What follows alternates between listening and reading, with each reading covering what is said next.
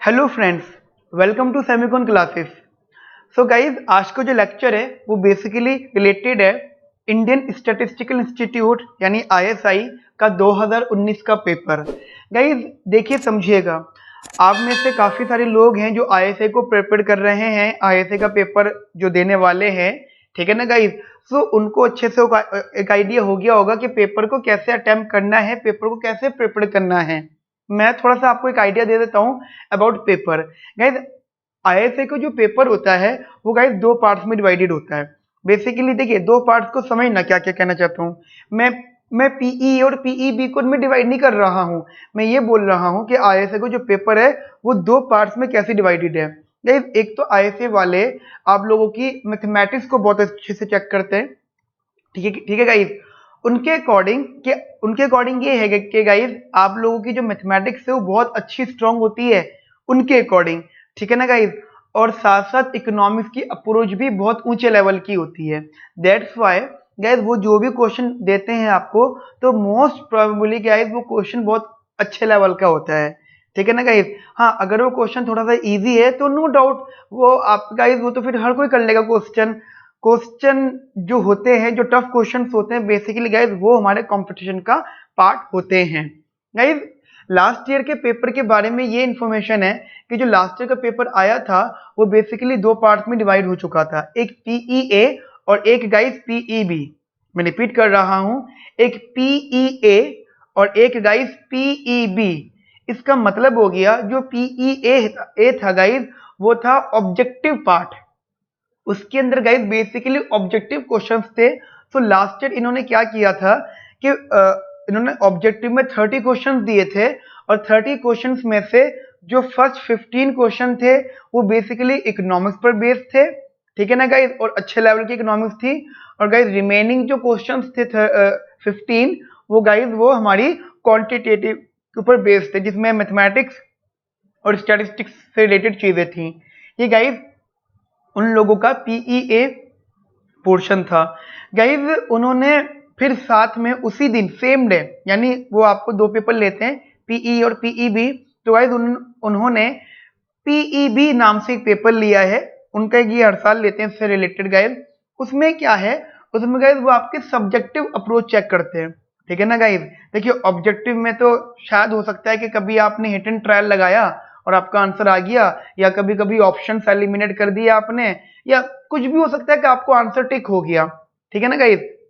But PEB, guys PEB जो paper है वो बेसिकली रिलेटेड है, जो पीईबी पेपर है वो बेसिकली रिलेटेड है आपकी सब्जेक्टिव अप्रोच को चेक करने के लिए कि आप लोगों की सब्जेक्टिव अप्रोच कैसी है। जैसे कि उन्होंने इकोनॉमिक्स पूछी तो काफी अच्छे लेवल की पूछी, ठीक है, जिसमें माइक्रो पूछा, मैक्रो पूछा, माइक्रो में मार्केट्स पूछा है उन लोगों ने गाइज, ठीक है गाइज।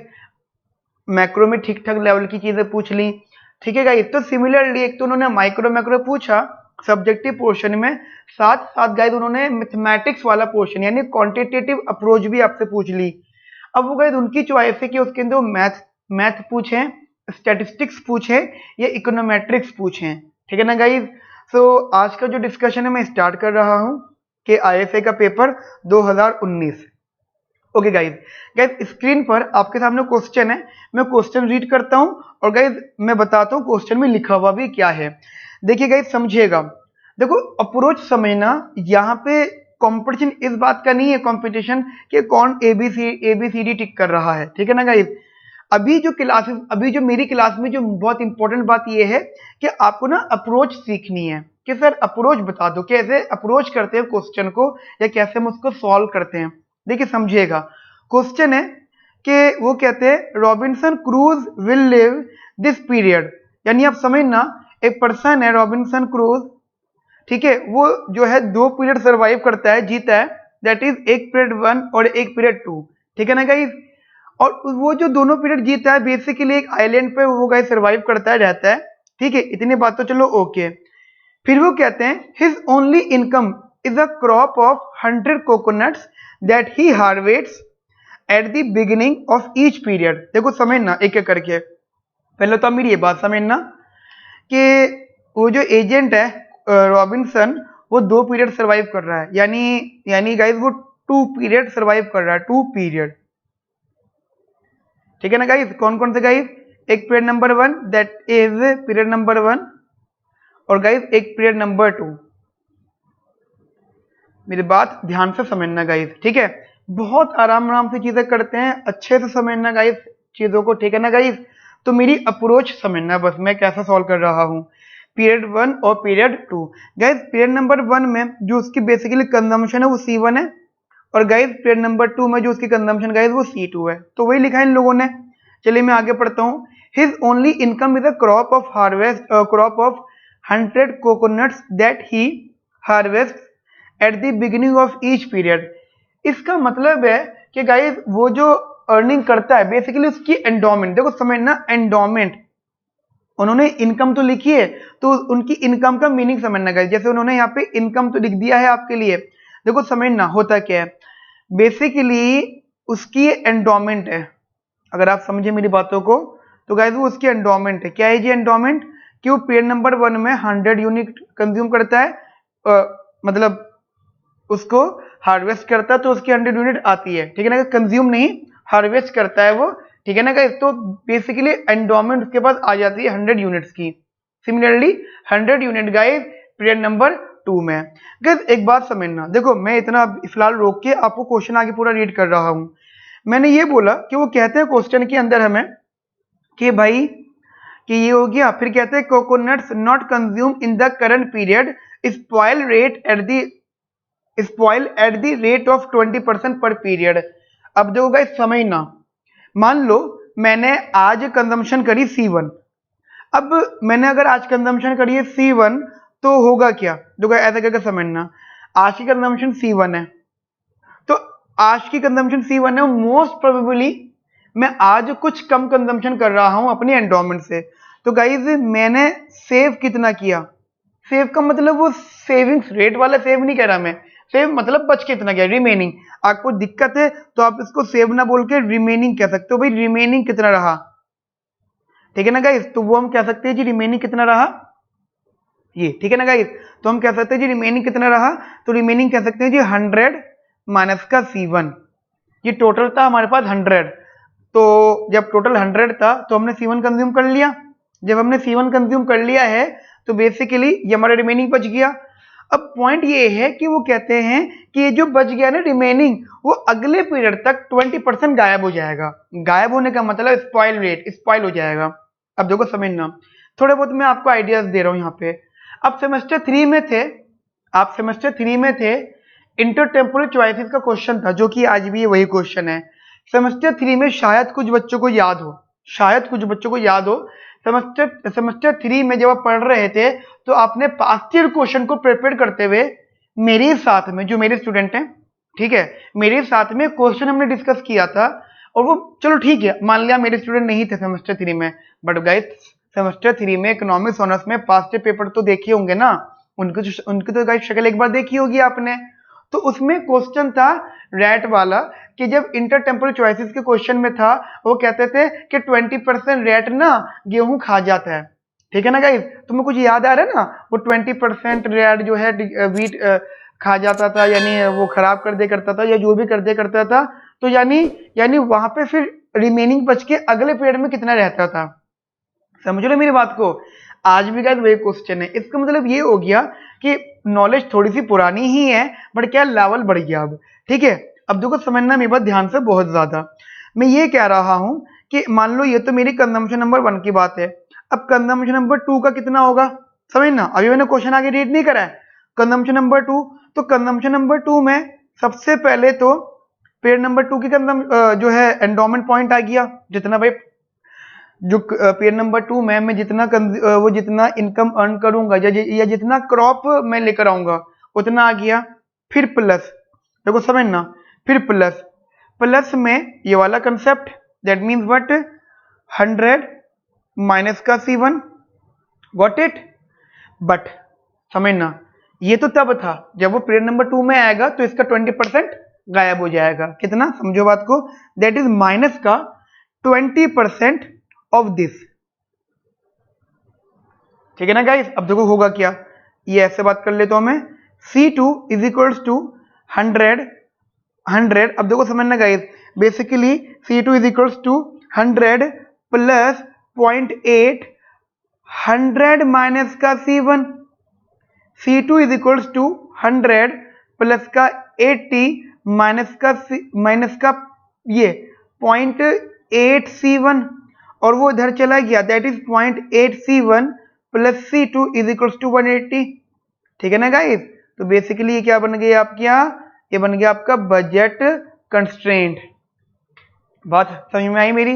देखिए इंटर टेम्पोरल के अंदर बजट कांस्टेंट ऐसे ही बनता है कि क्योंकि देखो हमने शुरुआत तो कुछ और करी थी, तो बेसिकली बट अब हमने जब इस इंफॉर्मेशन को यूज किया कि भाई स्पॉइल रेट दैट वाज 20%, तो उसके बिहाफ पे जब हमने क्वेश्चन कंटिन्यू सॉल्व किया तो सॉल्व तो हुआ, बट गाइस वो साथ साथ हमें क्या एक चीज और क्या मिल गई, दैट इज बजट कांस्टेंट। अच्छा एक चीज समझना कि जब बजट कंस्ट्रेंट को सॉल्व करते हैं तो बेसिकली वहां पे इनइक्वालिटी आती है, ठीक है, तो फिलहाल हम नहीं लगा रहे, तो बट वो अंडरस्टूड है, ठीक है ना गाइस, उस पर कंफ्यूज मत होना। चलिए आगे बात करते हैं हम क्वेश्चन से रिलेटेड। अब क्वेश्चन में देख लेते हैं क्या लिखा हुआ था, ये तो हमने अपनी मर्जी से सॉल्व कर लिया। फिर वो कहते हैं ये 20% हो गया, चलो ये भी हो गया। फिर कहते हैं उसका जो प्रेफरेंस है आवर कंजम्पशन पीरियड 1 पीरियड 2 की जो कंजम्पशन है वो गाइज वो ये है, that means perfect complement cruise utility maximizing consumption choice is given by. ठीक है, बात ही खत्म। यहाँ पे अब क्या पूछ रहा हमसे, कहते जी ऑप्टिमम कंजम्पशंस बताओ, ऑप्टिमम कंजम्पशंस बताओ, यानी C1 स्टार बताओ और C2 स्टार बताओ। मेरी बात समझ में आई गाइस आप लोगों को अच्छे से, बहुत अच्छे से, ठीक है ना गाइस। चलिए अब सॉल्व करते हैं। देखिए हमने अब सॉल्व करना स्टार्ट कर रहे हैं, बट बजट कांस्टेंट अपना आप आ गया। बजट कांस्टेंट को सॉल्व करने का मतलब गाइस यही होता है, ठीक है। चलिए आगे बढ़ते हैं हम लोग गाइस। सो बजट कांस्टेंट को वो ऑप्टिमाइजेशन को सॉल्व करते हुए हमें ध्यान देना होता है कि हमारे जो प्रेफरेंस है वो स्ट्रिक्टली कॉन्वेक्स है या मतलब सिर्फ कॉन्वेक्स है, ठीक है ना। ये तो देखो आपको पता ही होगा स्ट्रिक्टली कॉन्वेक्स क्या होता है और कॉन्वेक्स क्या होता है, ठीक है गाइस। अगर स्ट्रिक्टली कॉन्वेक्स होता तो लेग्रांज मल्टीप्लायर यूज करते, मेरा पॉइंट क्लियर करके समझना। अगर स्ट्रिक्टली कॉन्वेक्स होता तो लेग्रांज मल्टीप्लायर यूज करते, बट ये स्ट्रिक्टली कॉन्वेक्स गाइस नहीं है। क्या है प्रेफरेंस गाइस, स्ट्रिक्टली कॉन्वेक्स तो बिल्कुल भी नहीं है, ये है बेसिकली कॉन्वेक्स, जैसे सिंपल कॉन्वेक्स होता है। Minimum 5C1, 6C2, got it. मेरी बात समझ में आ गई गाइस। अब देखो समझना गाइस, ये क्या है, इसे हम कहते हैं परफेक्ट कॉम्प्लीमेंट टुगेदर गुड्स। अब देखो एक एक करके बात करते हैं। फॉर इक्विलिब्रियम, ठीक है, इक्विलिब्रियम के लिए गाइस हम क्या करेंगे, इक्विलिब्रियम के लिए हम इसको इक्वल कर देंगे, 5C1 is equals to 6C2, या फिर C1 is equals to 6/5C2, और एक ही बात है guys, C2 is equals to, ठीक है ना गाइस, 5/6C1। कुछ भी आप बोलो बात तो एक ही रहेगी, ठीक है ना गाइस, वो तो वैल्यूज पुट करनी है। बट मेरा क्वेश्चन यहाँ पे ये है, देखिए इसे क्या कहते हैं, इसे कहते हैं इक्वेशन ऑफ एक्सपेंशन पाथ। समझ ना, मैं क्वेश्चन के साथ साथ आपको कुछ कुछ इंफॉर्मेशन भी यहाँ पे दे रहा हूं। इसे गाइस हम लोग क्या कहते हैं, इक्वेशन ऑफ एक्सपेंशन पाथ, ठीक है ना गाइस। चलिए आगे बात करते हैं हम लोग गाइस क्वेश्चन से रिलेटेड। आपने क्वेश्चन तो पूरा पढ़ लिया है, क्वेश्चन क्या था इन्फॉर्मेशन में, बजट कांस्टेंट दे दिया, ऑप्टिमम वैल्यू पूछ रहे हैं। तो गाइस जब मैं इसको सॉल्व कर रहा हूं कंटिन्यू, तो समझना ध्यान से। क्वेश्चन ये है, क्वेश्चन को सॉल्व करने के लिए हम अगर इसको सॉल्व कर रहे हैं, देखिए जी हमारे पास वैल्यू मान लीजिए C2 की वैल्यू है यहाँ पे 5/6C1, ठीक है ना गाइस, 5/6C1 चेक कर लेते हैं, यही है हमारे पास वैल्यू 5/6C1, ठीक है ना गाइस, यही वैल्यू थी, ये रही, यही वैल्यू थी गाइस, ये रही, ठीक है ना गाइस, 5/6C1। तो गाइस समझना यहाँ पे ध्यान से। अच्छा बजट कांस्टेंट क्या था, इसे इक्वेशन नंबर 1 बोल देते हैं हम लोग गाइस।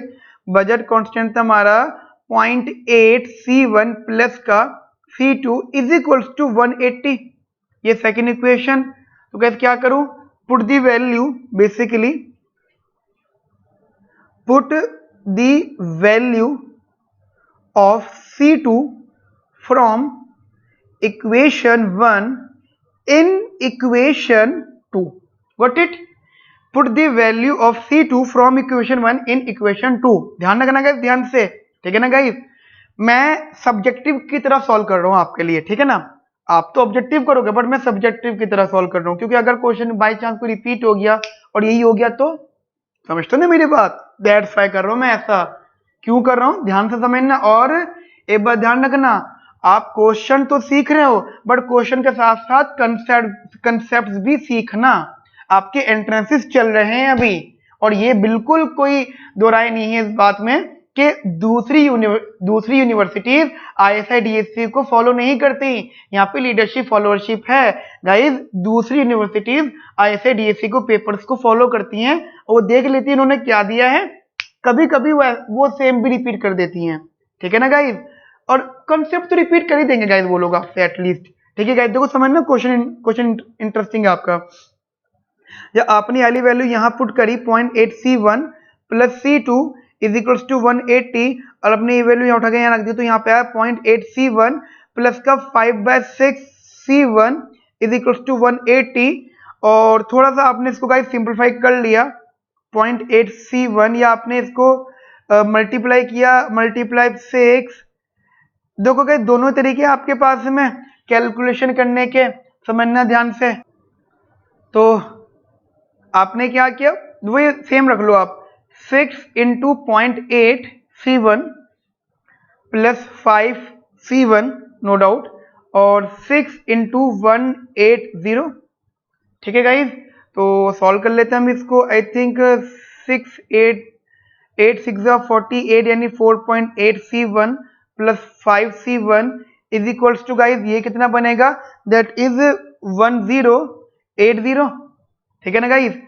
तो ये कितना हो गया, बेसिकली ये हो गया 0.8C1 और गाइज दैट इज 9.8C1 1080। तो जब हम इसको सॉल्व कर लेंगे तो guys will get C1 is equals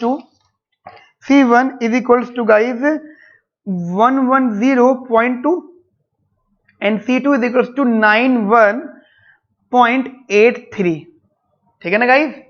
calculation का ध्यान रखना, कैलकुलेशन मैटर मतलब एग्जाम में ज्यादा करती है बट सीखते हुए कैलकुलेशन मैटर नहीं करती, ठीक है ना गाइज। कहने का मतलब ये है, मेरी क्लास में मेरे लेक्चर में कंसेप्ट समझना, इतनी कैलकुलेशन आप खुद करोगे, मेरी बात समझ रहे हो ना, इतनी कैलकुलेशन आप खुद करना, मेरा सिर्फ कंसेप्ट सीख लेना मैंने करा क्या है। अब देखिए ये दो आंसर्स आ गए। देखो गाइज सबसे पहले तो आप इन दोनों आंसर को कॉपी कर लो, मतलब इसको लिख लो। अब मैं जरा ये चेंज कर रहा हूँ शीट, देखिएगा। अब चारों ऑप्शन पढ़िए, ये रहे गाइज। अब चारों ऑप्शन देखिए गाइज, ABCD। अब आप एक बात ध्यान देंगे, C1 90 और 108 आंसर बिल्कुल, देखो सिंपल सा लॉजिक है, नहीं दिख रहा 90 और 108 तो बिल्कुल भी नहीं है, एक एक आप क्लियर करना, कैंसिल हो गया। दूसरा है C1, ठीक है। सॉल्व करो गाइज, ये भी इक्वेशन अगर आप सॉल्व करते हैं 12 यानी 1200 अपॉन में 11, 1200 अपॉन में 11 तो ये 100 प्लस जा रहा है, और ये आपका ये 100 भी, ये बेसिकली 1000 अपॉन में 11, ये 100 से बेसिकली ये करने के उस इक्वेशन में रहेगा गाइज। कैलकुलेशन नहीं दिख रही है आपको ना इसकी इक्वल की, तो ये भी नहीं होगा, मैंने कैलकुलेट करके देख लिया था, नहीं है।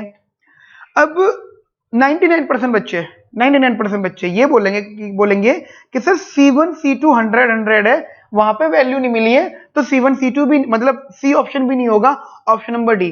99% बच्चे डी ऑप्शन टिक करेंगे, ठीक है ना गाइस। समझना, डी ऑप्शन गलत है, इसका जो सही आंसर है वो है सी, दैट इज 100। देखो गाइस समझना, अच्छे से समझना। देखिए जब भी ऑप्शन में नन ऑफ दिस दे रखा होता है, जब भी ऑप्शन में नन ऑफ दिस दे रखा होता है तो समझ लो खतरे की घंटी है। और खतरे की घंटी का मतलब होता है कि क्वेश्चन में कुछ ना कुछ तो एक ऐसी चीज छुपी हुई है जो आपका आंसर गलत कर दे। देखिए क्या आपने ऑप्शन पढ़ लिए ध्यान से, बहुत अच्छे से। अब देखो खूब मैं क्या कर रहा हूँ, आपके लिए डायग्राम बना रहा हूँ। इसका डायग्राम समझना ध्यान से, बहुत ज्यादा ध्यान से गाइस इसका डायग्राम देखना। मैंने ये डायग्राम बनाया इसका C1 और ये C2। अब एंडोमेंट 100 दे रखी है, तो मैंने क्या करा, मान लो मैंने यहाँ पे एक 100 अमाउंट ले लिया, ठीक है, ये इस टाइप से मैंने यहाँ पे एक 100 अमाउंट ले लिया इधर, और मान लो इधर भी एक 100 रख लिया। तो इसके बिहाफ पे मैंने यहाँ पर आया और मैं इधर आया, इधर इधर करते करते मैंने यहाँ पे एक पॉइंट रख लिया। समझना क्यों आंसर में उसको बोल रहा हूँ। ओके, मेरी बात समझ में आ गई होगी। अब जरा एक काम करते हैं। अच्छा, ये तो बहुत अच्छे से आप लोग जानते हो कि ये एंडोमेंट है, तो बजट लाइन क्या होगी गाइस, इस एंडोमेंट से पास करेगी, है ना। तो हम एक काम क्या करते हैं, यहां से एक बजट लाइन ड्रॉ कर लेते हैं इधर। बेसिकली बजट लाइन तो यहां तक पास तो करनी बनती है इधर ये, और इधर भी रुक जाते हैं, वो तो लॉजिक नहीं है, क्योंकि इतना ही हमारा यहाँ पे कंसेप्ट क्लियर हो जाएगा। ठीक है गाइस, मेरी बात समझ में आ गई आपको अच्छे से, देखिए समझिएगा। अब मैंने क्या करा, 110 C1 है, एक मिनट चेक कर लेता हूं मैं, C1 110 है और C2 गाइस क्या है 91.83। अब मुझे बताना जो C2 की वैल्यू है बेसिकली वो कहीं ना कहीं यहाँ पे आनी चाहिए 91.83, और C1 की वैल्यू गाइस कहीं ना कहीं इधर आनी चाहिए 110। ठीक है ना गाइस, देखो समझना ध्यान से। मैंने अगर इसको भी यहाँ पे रख के देखा इधर भी,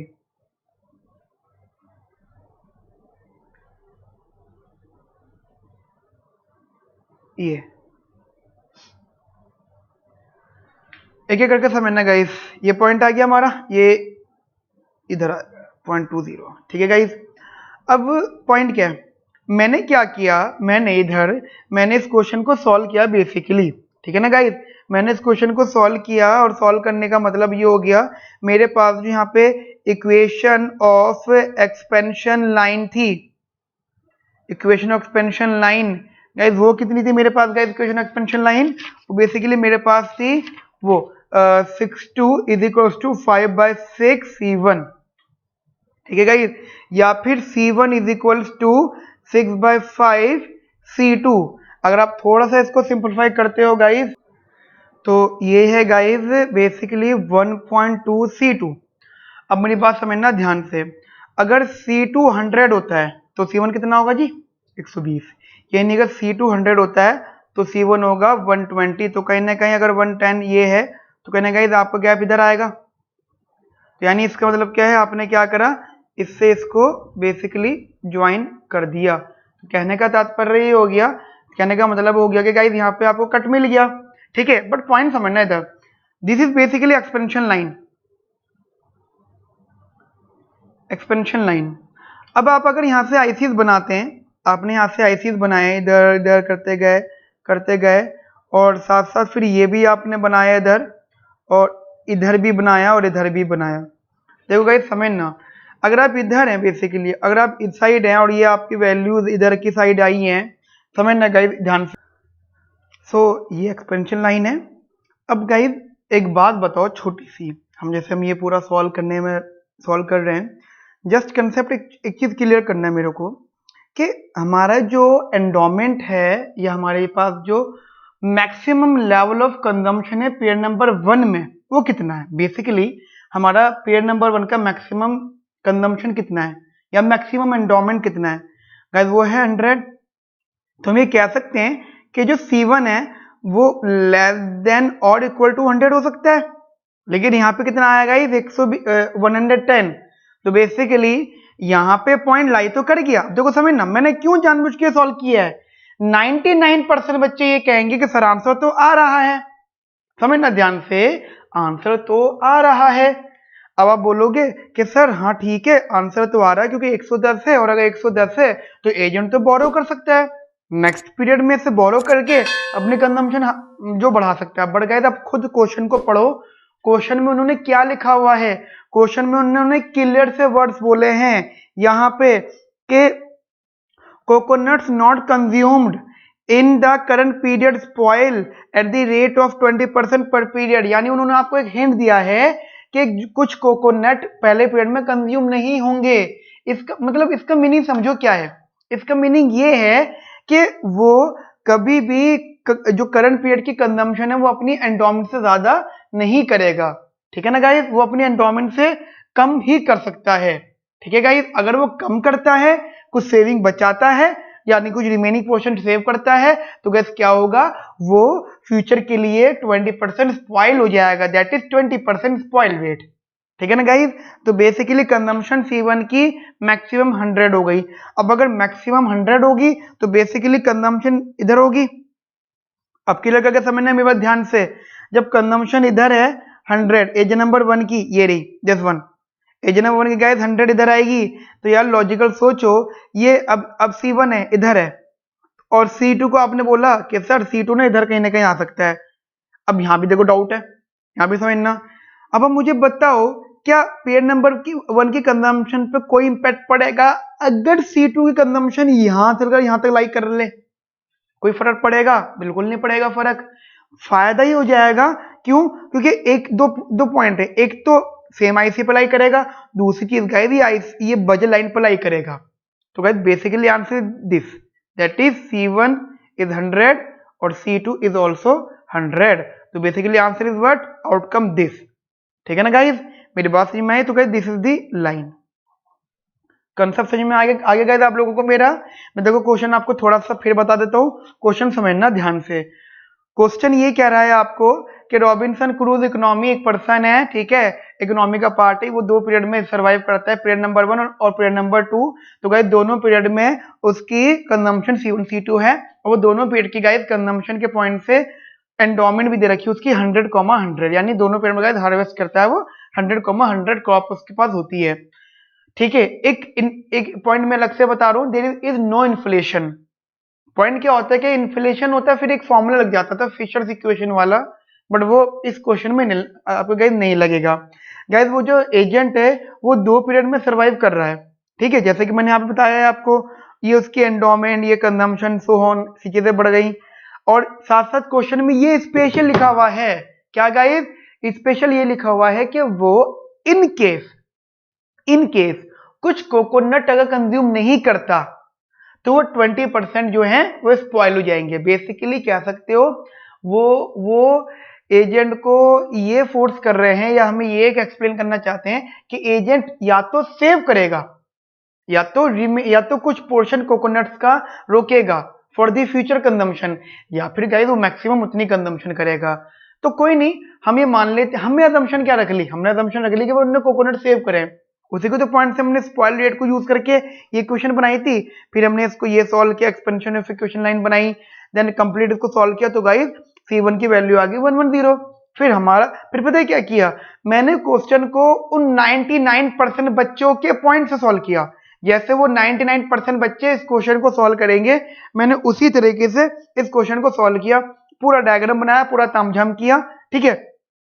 और यहाँ पे मैं इक्विलिब्रियम भी लेकर आया, समझना ध्यान से, मैं जानबूझ के यहाँ पे इक्विलिब्रियम लेकर आया, ये मैं नहीं लाया, या ऐसे वालों ने उन बच्चों को थोड़ा सा बेवकूफ बनाया। क्या, ये उन्होंने कहा देखो बेटा आंसर भी आ रहा है यहाँ पर, है ना, फिर हम तो टिक करेंगे वो नन ऑफ दीज, लेकिन नहीं, हमें ये बात ध्यान रखनी है कि पेयर नंबर 1 की जो कंजम्पशन है वो मैक्सिमम 100 हो सकती है, 100 से ऊपर नहीं हो सकती, तभी तो स्पॉइल होगा। स्पॉइल होने के लिए कुछ बचा तो होना चाहिए, समझ रहे हो मेरी बात को, खराब होने के लिए कोई रुकना तो चाहिए। तो गैस क्या हो जाएगा, आंसर इज 100,100, गॉट इट। चलिए जी, तो गाइस हमारा ये पहला आंसर, हमारा गाइस पहला क्वेश्चन हो गया था। देखिए मैं क्या कर रहा हूं, मैं अपनी टीचिंग में मैं चाहूं तो क्वेश्चन को टू द पॉइंट सॉल्व कर सकता हूँ गाइस, वो मैटर नहीं करता, क्वेश्चन के पीछे कंसेप्ट समझना, ठीक है ना गाइस। चलिए अब हम स्टार्ट कर रहे हैं क्वेश्चन नंबर 2, ठीक है गाइस, क्वेश्चन नंबर 2। चलिए जी, क्वेश्चन नंबर 2 क्या कहता है वो समझना। कहते हैं the domestic, basically the domestic supply and demand equation for a commodity in a country R S follow. यानी गाइस अब देखो, हमें इन्होंने एक बेसिकली डिमांड साइड दे दी। अच्छा, डिमांड साइड से पहले हम एक बार क्वेश्चन को रीड कर लेते हैं पूरा, देखो समझना क्वेश्चन को गाइस। वो कहते हैं कि डोमेस्टिक, जहां मुझे एक वर्ड दिखा डोमेस्टिक, तो तो पत्नी मेरे दिमाग में डोमेस्टिक के साथ साथ एक वर्ड अपने आप आ गया। अच्छा, आपके माइंड में क्या रहेगा गाइस? जहां उन्होंने बोला डोमेस्टिक, एकदम से मेरे माइंड में आ गया फॉरेन, यानी दो मार्केट। ठीक है ना गाइस? डोमेस्टिक यानी एक मार्केट को उन्होंने स्पेशल नाम दे दिया, तो हमने क्या कर दिया, दूसरी मार्केट का अलग से नाम ले लिया। दैट इज, इसका मतलब हो गया there are two markets, there are two markets. ठीक है ना गाइस? मेरी बात समझना ध्यान से, देयर आर टू मार्केट्स। ठीक है ना guys? One market is what, एक मार्केट गाइस कौन सी होगी, उसे हम बोलेंगे डोमेस्टिक मार्केट, एक बोलेंगे गाइस फॉरेन मार्केट। अच्छा, फिर वो कहते हैं द डोमेस्टिक मार्केट। ठीक है, वर्ड समझ में आया आपको? उन्होंने बोला द डोमेस्टिक, मतलब supply and demand equation domestically, तो ये दे रखा है उन्होंने सप्लाई फंक्शन, ये रहा, और ये दे रखा गया तो उन्होंने डिमांड फंक्शन। तो मैं लिख लेता हूं supply function, supply equation that is P is equals to 50 plus का Q, और demand equation that is P is equals to 200 minus का 2Q। व्हाट इट, बात समझ में आ गया गाइस? ध्यान से समझना, बहुत इंपॉर्टेंट क्वेश्चन है। ठीक है, अगर आपको थोड़ा बहुत मैं आइडिया क्लियर करता चलूं तो कहीं ना कहीं ये, मतलब मैं एग्जैक्ट नहीं कह रहा, एग्जैक्ट बिल्कुल नहीं कह रहा, क्योंकि गाइस आईएसए वालों ने एग्जैक्ट तो नाम लिया ही नहीं, बट कहीं ना कहीं ये टू मार्केट्स, मतलब अगर अगर मैंने क्वेश्चन को रीड नहीं करा आगे, बट क्वेश्चन में अगर आगे मुझे कि मोनोपोली टेस्ट मिल गया, मोनोपोली के व्यूज मिल गए इन केस, तो गाइज ये थर्ड डिग्री पैट डिस्क्रिमिनेशन बन सकता है। और अगर ये डोमेस्टिक और फॉरेन मार्केट का इन्वॉल्वमेंट है, तो गाइज कंटिन्यू क्वेश्चन से इंफॉर्मेशन मिलेगी, तो गाइज ये डंपिंग का एग्जांपल बन सकता है। ठीक है गाइज? तो मेरा बस पॉइंट इतना सही है कि जब आप क्वेश्चन रीड कर रहे हो ना, तो क्वेश्चन को रीड करते हुए उसके आसपास की इंफॉर्मेशन आपके दिमाग में आ जाए कि यार क्वेश्चन में हम आगे रीड कर रहे हैं, यानी रीड करते करते पिक्चर क्लियर होती जाए। ठीक है, एक दूसरी रीडिंग भी होती है, बस पढ़ लिया पूरा क्वेश्चन, पता नहीं क्या हो गया क्वेश्चन के अंदर ही पता नहीं चल पाया, पर ऐसा नहीं गई। फिर कहता है where P is the price in rupees per kilogram and Q is the quantity in thousands of kilogram. Thousands of kilogram यानी अगर क्वांटिटी एक है तो उसे हम 1000 गिनेंगे, क्वांटिटी अगर 5 है तो उसे हम 5000 गिनेंगे, क्वांटिटी अगर 10 है तो उसे 10,000, या क्वांटिटी अगर कुछ भी है तो मल्टीप्लाई बाय 1000 करना है for the total quantity. Got it? मेरी बात समझ में आ गया ना बच्चों? ध्यान से, बहुत ध्यान से समझना, बहुत इंपॉर्टेंट क्वेश्चन है ये। फिर कहते हैं the country is a small producer, the country is a small producer in the world market. आगे ना वर्ल्ड मार्केट आ गई, स्मॉल प्रोड्यूसर है। अब देखो, जब स्मॉल प्रोड्यूसर का कंसेप्ट आया था इंटरनेशनल इकोनॉमिक्स में, ठीक है, इंटरनेशनल इकोनॉमिक्स में जब आप सीखते थे तो स्मॉल प्रोड्यूसर का कंसेप्ट आया था। स्मॉल प्रोड्यूसर के बारे में उन्होंने एक बात यहाँ पे बोल भी दी कि स्मॉल प्रोड्यूसर या small country, basically small producer नहीं, स्मॉल कंट्री का प्रोड्यूसर, इनकी ना पावर थोड़ी सी कम होती है गाइस बेसिकली। तो इनका, जैसे कि इन्होंने खुद भी बोला है, देखिए इन्होंने खुद भी बोला है in the world market where the price, जो प्राइस है ब्रैकेट में which will not be affected by anything done by this country. समझ गया ना, इनकी पावर थोड़ी कम होती है। ठीक है, मान लो इंडिया के आसपास की कुछ कंट्रीज जो छोटे लेवल की हैं, या फिर वो एज कंपेयर छोटी हैं, स्मॉल कंट्रीज हैं, बट फिर भी ट्रेड में इन्वॉल्व हैं। ठीक है गाइस?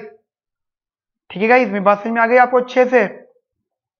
ओके, तो ये हो गया।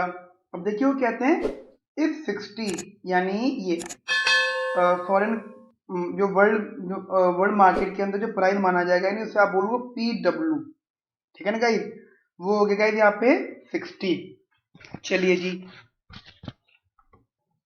ओके, सो अब क्या है जी, अब आप थोड़ा सा क्वेश्चन रीड करते हैं आगे।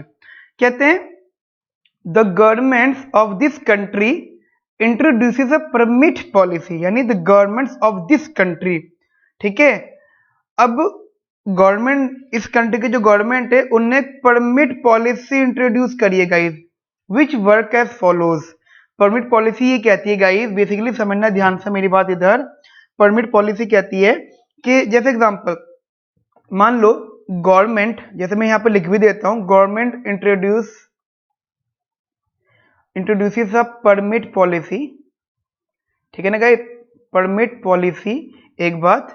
सेकंड, अब देखो समझना एक एक करके, according to this permit policy the government issues a fixed number of permits, ठीक है, fixed number of permits, each permit allows its owner to sell exactly 100 kilograms of the commodity in this country's market. यानी after permit, यानी guys after permit, यानी permit के बाद में अगर मतलब परमिट ले लिया है, परमिट के बाद गाइज ईच एजेंट, यानी एजेंट मतलब जो भी पर्सन है वहां पे, ईच एजेंट कैन सेल कितना guys 100 kg of this commodity, ठीक है ना गाइज, 100 kg, यानी उससे ऊपर तो बेच ही नहीं सकता। An exporter from a foreign country cannot sell this commodity in this country unless she purchases such a permit, ठीक है ना गाइस। आगे पढ़ते हैं। Suppose the government issues 300 permits. अब सोचो गाइस, समझना, अब गवर्नमेंट ने क्या किया, गवर्नमेंट इश्यूज 300 परमिट्स, गवर्नमेंट ने गाइस 300 परमिट्स इशू कर दिए। अब एक एक करके बात करते हैं। 300 परमिट्स तो इशू कर दिए, कहते हैं what is the maximum price an exporter is willing to pay for a permit. अब समझना गाइस ध्यान से इस बात को, बहुत ज्यादा इंपॉर्टेंट। वो कह रहे हैं कि कितना maximum price an exporter is willing, एक एक्सपोर्टर कितना प्राइस पे करने के लिए तैयार है इसके लिए, ठीक है ना गाइस।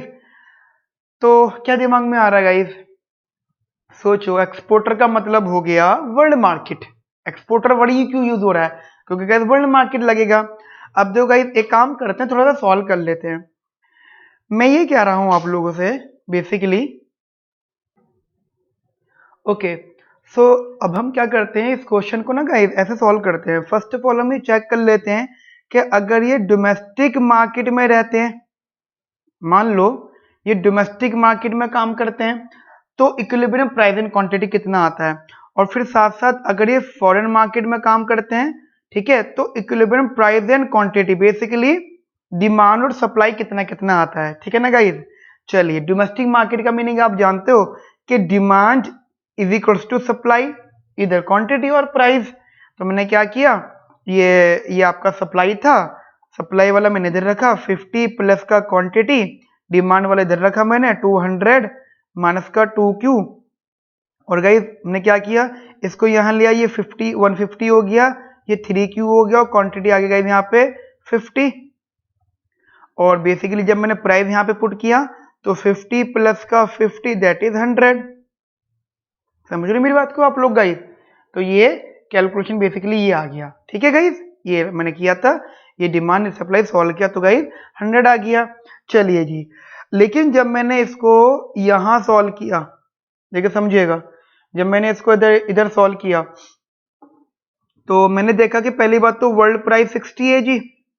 अब जब वर्ल्ड प्राइस 60 है तो डोमेस्टिक डिमांडर डोमेस्टिक सप्लायर, मान लो अगर वो फेस कर रहे हैं, सप्लाई दे रखी है हमारे पास, जो सप्लाई है that is basically P is equals to 50 plus का क्वांटिटी, और मैंने क्या करा यहाँ पे 60 रखा, 50 प्लस का क्वांटिटी। देखो समझना, ये सप्लाई लिख रहा हूं तो ये क्वांटिटी सप्लाई है, ठीक है, क्वांटिटी सप्लाई।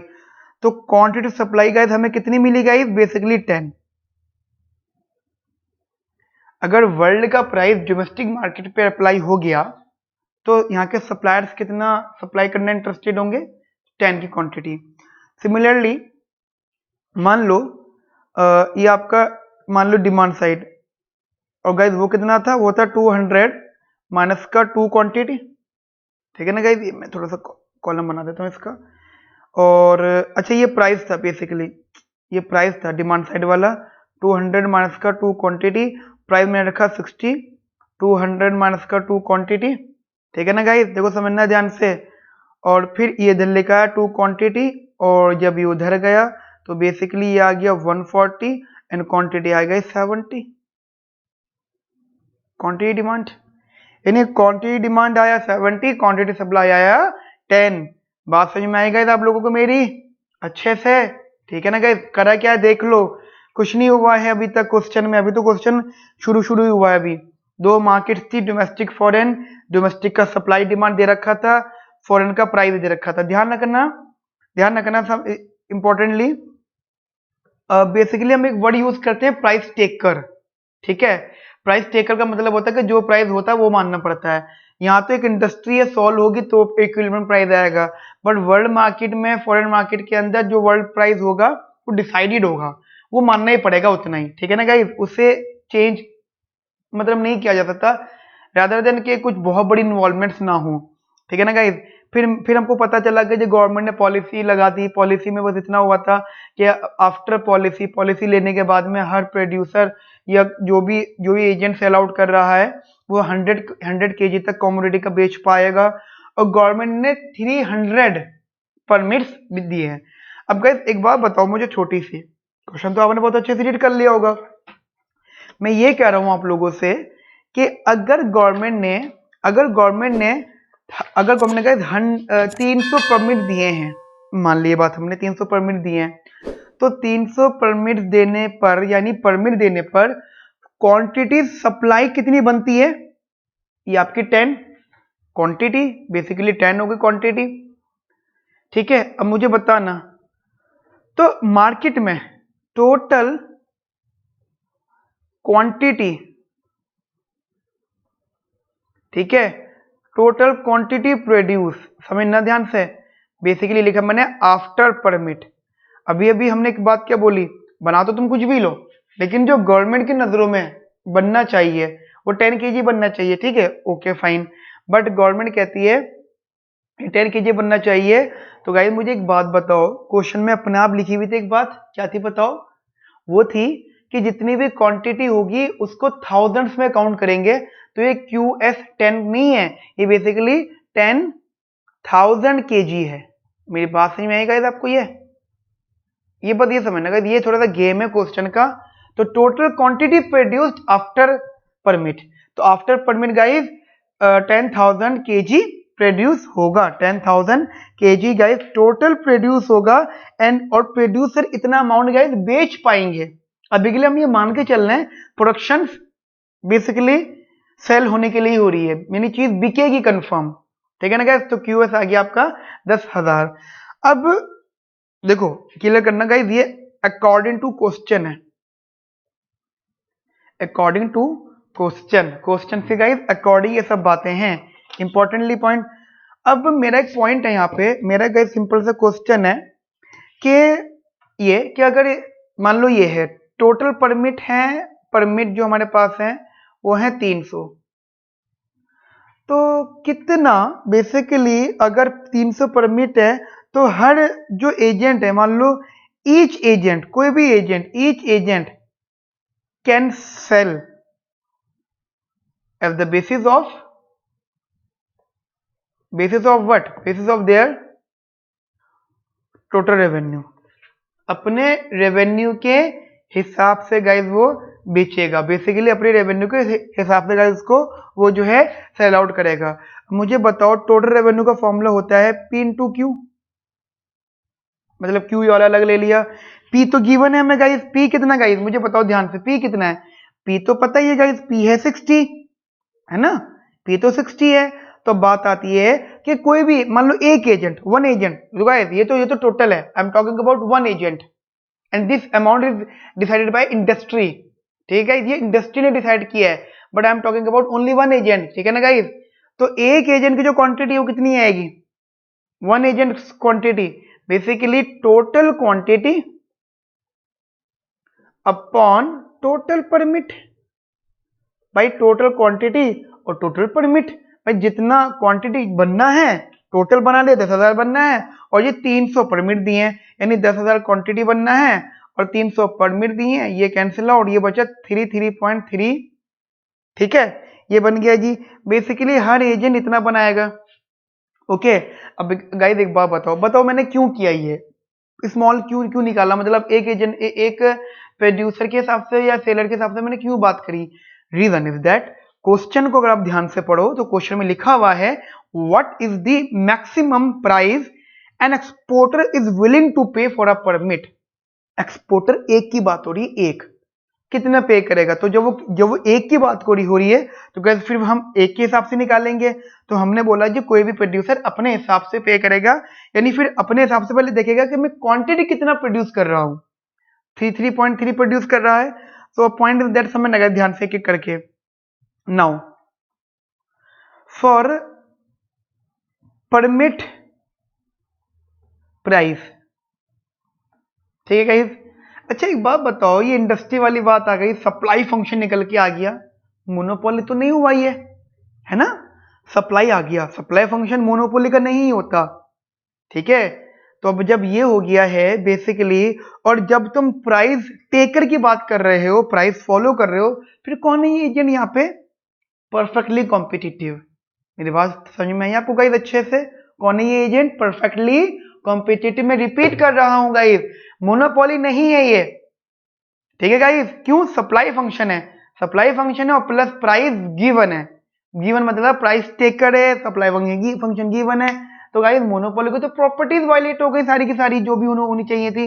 तो guys the agent is a perfectly competitive, perfectly competitive. मेरी बात समझ में आई अच्छे से गाइस? चलिए अब मुझे एक बात बताओ, जब हम लोग बात कर रहे हैं according to only one agent, हम एक एजेंट के हिसाब से बात कर रहे हैं, ठीक है गाइस, समझना। तो उसी के प्रॉफिट की बात कर लेते हैं, ठीक है ना गाइस। उसी के प्रॉफिट की बात कर लिया, formula is T R minus का टी सी। अच्छा टी आर कितना होगा? पी इंटू क्यू, ठीक है, ओके। क्वेश्चन में कोई अदर कॉस्ट गिवन थी? क्योंकि उस कॉस्ट के नाम पे तो सप्लाई फंक्शन दे दिया, न्यू नो आपको पता होगा। सप्लाई फंक्शन जो होता है वो मार्जिनल कॉस्ट के पार्ट होता है। इसका मतलब क्या है कि कॉस्ट तो अवेलेबल नहीं है, तो बेसिकली कॉस्ट जो थी वो फेस हो गई। अब जो कॉस्ट है, what is the cost here? Only the only cost is price of permit, price of permit. यानी मान लो अगर वो, मान लो आपने उसको x मान लिया, तो कह दिए प्रॉफिट हो गया। प्रॉफिट इज इक्वल्स टू ये 60, ये 33.3, ये हो गया x, ठीक है ना गाइस। और जब आपने इसको सॉल्व किया तो ये बना इधर 1999.8 माइनस का x प्रॉफिट। अब गाइस एक बात बताओ मुझे, जस्ट एक छोटा सा एग्जांपल दो, ये आ गया। अब बात आती है कि सर ये इधर बात कर रहा हूं मैं, ठीक है। अब बात आती है कि sir profit is equals to 60 और ये करके प्रॉफिट आ गया 199.8 माइनस का x। अब एक बार बताओ, हमने अभी एक बात खुद बोली कि ये परफेक्टली कॉम्पिटिटिव है। परफेक्टली कॉम्पिटिटिव का जो प्रॉफिट होता है ना, समझना गाइस ध्यान से, परफेक्टली कॉम्पिटिटिव, ऑब्वियस बात है, बात परफेक्टली कॉम्पिटिटिव की नहीं है। हर कोई जो सेलर होता है वो पॉजिटिव प्रॉफिट अर्न करना चाहता है, ठीक है, ऑब्वियसली बात है, करना चाहता है। बट अगर इक्वल टू जीरो भी हो जाए तो हम कहते हैं एडजस्टेबल है, दैट इज नॉर्मल प्रॉफिट, ठीक है गाइस। तो बेसिकली ध्यान रखना ये एटलीस्ट एटलीस्ट जीरो प्रॉफिट तो कमाएंगे, क्योंकि जीरो प्रॉफिट का मतलब हो गया कि उन्होंने अपनी उन्होंने अपनी अदर कॉस्ट है वो रिकवर कर लिए गाइस, ठीक है ना गाइस। तो बेसिकली होता है क्या है कि जो प्रॉफिट होता है वो वीकली पॉजिटिव होता है, ये ध्यान रखना। अब वीकली पॉजिटिव की दो बातें हैं कि प्रॉफिट या तो पॉजिटिव होगा या प्रॉफिट जीरो होगा। अब देखो समझना, फॉर दी थ्योरी, अब आप जब कहानियों में बातें कर रहे हो, इन इक्वालिटी में बातें कर रहे हो, तो कहते आप इसको यूज करोगे, जैसे कि मैंने अपने क्लास में बताया है। और बट गाइस न्यूमेरिकल के लिए गाइस आप हमेशा इक्वालिटी यूज करते हो, सो दैट, क्योंकि गाइस परफेक्टली कॉम्पिटिटिव है, नॉर्मल प्रॉफिट तो अर्न करेगा ही करेगा। तो गाइस ये हो गया 1999.8 माइनस का x, और x हो गया 1999.8, या फिर वो सिमिलरली है 2000, यानी x इज इक्वल्स टू हो गया 2000, ठीक है गाइस। मेरी बात समझ में आई? तो आपका आंसर कौन सा हो गया? टिक कर दो जी, that is answer number B 2000, ठीक है गाइस, क्लियर गाइस। चलिए अब हम नया क्वेश्चन करते हैं, क्वेश्चन नंबर 3, ठीक है। चलिए क्वेश्चन नंबर 3 आप लोग रीड कर लीजिए और मैं भी आपको रीड करके क्वेश्चन 3 बता देता हूं, ओके ओके। तो क्वेश्चन रीड करते हैं, कहते हैं सीटेल provides cellular service in Delhi and has some monopoly power in the sense that it has its captive customer base with each customer's weekly demand being given by this। तो देखो समय नहीं के करके मैं पहले क्वेश्चन की इंपॉर्टेंट इन्फॉर्मेशन पढ़ लेता हूँ। तो फर्स्ट जो गाइस सबसे पहले जो हमें सबसे इंपॉर्टेंट चीज दिखी वो दिखी कि जो यहाँ पे क्वांटिटी है वो है 60 माइनस का P. Basically it's basically demand function. यहाँ पे क्यू है वो बताता है hours of cell phone calls per week and P the price per hour. ठीक है, वो तो चलो ठीक है, इन्फॉर्मेशन है कि प्राइस और वो पी और क्यू क्या है। कहते हैं C Tel's total cost of providing cell phone service is given by this so that the marginal cost is this. ये पता है क्या है, ये टीसी दे रखा है इन्होंने। मुझे लगता है कि फर्स्ट ईयर का बच्चा भी इस बात को जानता होगा कि टीसी से एमसी कैसे निकाला जाता है। बट अगर उन्होंने बताया है तो इसका मतलब कुछ ना कुछ वो चाहते हैं या कुछ ना कुछ गड़बड़ी क्वेश्चन में है। गड़बड़ी का मतलब ये नहीं क्वेश्चन गलत है, गड़बड़ी का मतलब ये हो गया कि क्वेश्चन में ऐसा कुछ छुपा हुआ है जो बच्चे को इतनी आसानी से नहीं दिखता। ठीक है गाइस, यही तो गेम है सारा गाइस क्वेश्चन के अंदर। कहते हैं suppose C Tel offers a call as much as you wish. ठीक है, डील जितनी करनी उतनी करो अनलिमिटेड। जैसे कि आज की डेट में प्रीपेड वगैरह होते हैं ना, अनलिमिटेड कॉल करो, इतने अमाउंट दे दो, मुझे फ्लैट फी इतना दे दो, अनलिमिटेड करो, एग्जाम्पल वहां पे। ठीक है, फिर कहते हैं it charges only a flat weekly access fee. हम वो सिर्फ कह रहे जी वीकली एसएस फी चार्ज करेंगे, यानी फ्लैट, यानी जो बेसिकली पेमेंट है ना, पेमेंट है फ्लैट पेमेंट। फ्लैट पेमेंट का मतलब होता है फिक्स चार्ज, यूजेज फी कुछ नहीं है। बेसिकली कह सकते हो, थोड़ा सा कह सकते हो तो एंट्री फी है। अब बोलो सर एंट्री फी वर्ड कहां से आ गया, आपको थोड़ा सा याद दिलाता हूं। जब आप सेमेस्टर 4 में थे तो मोनोपोली आया था माइक्रो इकोनॉमिक्स में। ठीक है, स्नाइडर निकोलसन की रीडिंग हुआ करती थी। प्लस अभी आप एमए तो प्रिपेयर आपने किया ही होगा, तो उसमें गाइस मोनोपोली पढ़ा होगा। तो गाइस उसमें एक कंसेप्ट आया था वाल्टर ओवाई टैरिफ या फिर two part tariff, optimal tariff. ये जो टैरिफ वाला कंसेप्ट आया था, ये कुछ गाइस कुछ एक ऐसे वर्ड्स आए थे आपके सामने, तो मैं उसी की बात कर रहा हूँ। तो गाइस एग्जांपल दे रहा हूँ छोटा सा। तो एक तो एंट्री फी होती थी और एक आपकी यूजेज फी होती थी। एंट्री फी होगी फिक्स्ड अमाउंट, फ्लैट अमाउंट, वो तो पे करना है। यूजेज फी होती थी कि क्वांटिटी कंज्यूम करते जाओगे, परचेज करते जाओगे, तो उसके लिए अलग से पेमेंट होगी, दैट इज यूजेज फी बोलते थे। बट क्वेश्चन कुछ ना कुछ हमें वो नॉलेज प्रोवाइड कर रहा है, वो आइडियाज दे रहा है थोड़े से। क्या कहते हैं, and once a customer pays the flat access fee he she can call as much as he she wishes without paying any extra usage fee per hour। यानी कोई भी एक्स्ट्रा यूजेज फी नहीं है। मेरे बच्चों एक बात बताओ, जब एक्स्ट्रा यूजेज फी नहीं है इसका मतलब कोई भी मार्जिनल कॉस्ट भी नहीं होनी चाहिए। लॉजिक सोचो, मैं कोई चीज कंज्यूम कर रहा हूं, अगर वो कहते हैं कि कितनी भी कर लो आपको कोई एक्स्ट्रा पे नहीं करना, तो क्या मेरी नजरों में as an consumer's point of view obvious बात है उनकी नजरों में भी क्या मेरा कोई भी एडिशनल कंजम्पशन उन्हें एडिशनल कॉस्ट फेस करवा रहा है? अभी इस क्वेश्चन के हिसाब से तो नहीं गाइस। इसका मतलब क्या हो गया, भले ही इन्होंने मार्जिनल कॉस्ट खुद सॉल्व करके दी है, देखो ना, बच्चों वाली चीज सॉल्व करके दे दी उन्होंने, बट क्वेश्चन को जब हमने आगे रीड करा तो आगे रीड से हमें ये इंटरप्रिटेशन मिली है कि भाई अगर याली पॉलिसी अप्लाई होती है कि वट एवर द क्वांटिटी, ठीक है, वट एवर द क्वांटिटी वो कंज्यूम करे बट उसकी कोई usage fee extra additional usage fee नहीं होगी, तो according to this statement after that marginal cost zero हो जाएगी। क्योंकि गाइस मार्जिनल कॉस्ट क्या होती है, as you increase quantity then आपकी कॉस्ट कितनी चेंज हो रही है। बट यहाँ तो ऐसा कुछ हो ही नहीं रहा, आप क्वांटिटी कितनी बदलते जाओ, मतलब बढ़ाते जाओ क्वांटिटी, वो कॉस्ट रिमेन सेम। ठीक है ना गाइस, तो जब कॉस्ट रिमेन सेम तो guys marginal cost is zero. कहते थे weekly access fee that C Tel should charge to maximize its profit.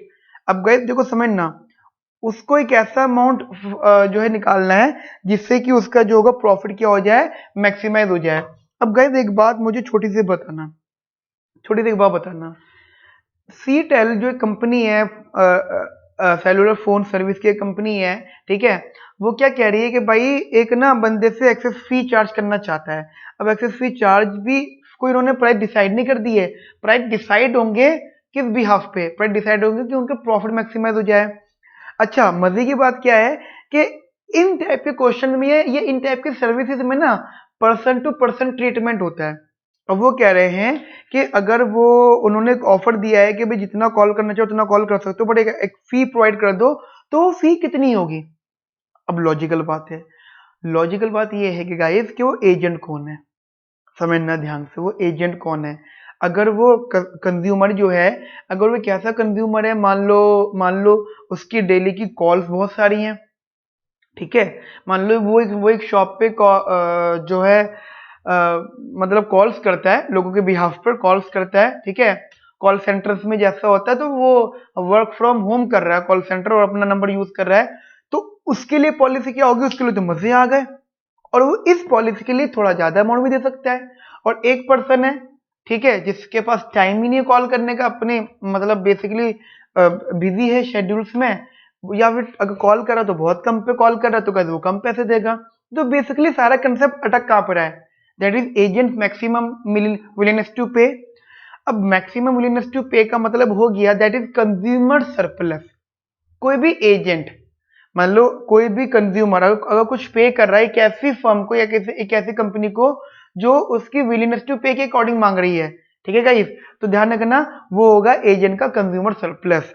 शायद बेसिकली यहाँ पे डिस्क्रिमिनेशन हो रहा है ना, वो ज्यादा मांगेगा वो कम मांगेगा, तो कहते हैं यहाँ पे डिस्क्रिमिनेशन है। और आपको शायद याद होगा, अगर ये वॉल्टर ओवाई की बात चल रही है, तो एजेंट का जो कंज्यूमर सरप्लस होता है वो सारा का सारा क्या हो जाता है? Transfer to producer as entry fee और as a total profit, basically profit के सम में। ठीक है गाइस, मेरी बात समझ में आई आप लोगों को अच्छे से? तो बेसिकली हमसे वो एंट्री फी पूछ रहा है, तो एंट्री फी का मतलब हो जाएगा कि आपने डायग्राम बनाया, इधर की साइड इधर ही है, ये क्वांटिटी लिया, ये प्राइस लिया, ये आपका डिमांड फंक्शन था, आपने इसको ड्रॉ किया।